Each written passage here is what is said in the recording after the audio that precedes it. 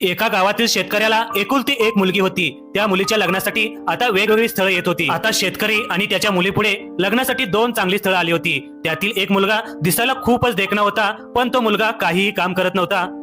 पण दुसरा मुलगा दिसायला ठीकठाक होता, पण तो खूपच मेहनती होता. आता शेतकऱ्याच्या मुलीने पहिल्या देखण्या तरुणाला सिलेक्ट केलं, तर शेतकरी म्हणत होता दुसरा तरुण लग्नासाठी योग्य आहे. आता शेतकरी आणि त्याची मुलगी यांच्यामध्ये वाद झाला, कोणत्या तरुणाला निवडायचं या कारणावरून. शेवटी शेतकरी आपल्या मुलीला घेऊन एका साधू महाराजाकडे गेला आणि साधू महाराजांना सर्व हकीकत सांगितली. त्यानंतर साधू महाराजांनी आपल्याकडील एक सोन्याची बाटली त्या मुलीला आणि शेतकऱ्याला देत सांगितलं की उद्या तुम्ही ठीक दुपारी 12 वाजता याच ठिकाणी या, पण येताना तुम्ही चालत या, असे साधू महाराजांनी सांगितलं. दुसऱ्या दिवशी तो शेतकरी आणि त्याची मुलगी भर दिवसा त्या उन्हामध्ये साधू महाराजाकडे ती पाण्याची बाटली घेऊन जात होते. आता खूप कडक उन्हामुळे त्या मुलीला खूप तहान लागली होती, पण त्या सोन्याच्या बाटलीतील पाणी उन्हामुळे गरम झाले होते, ते पिण्यायोग्य नव्हते. कसं बसं करत तो शेतकरी आणि त्याची मुलगी साधू महाराजाच्या झोपडीपर्यंत पोहोचले.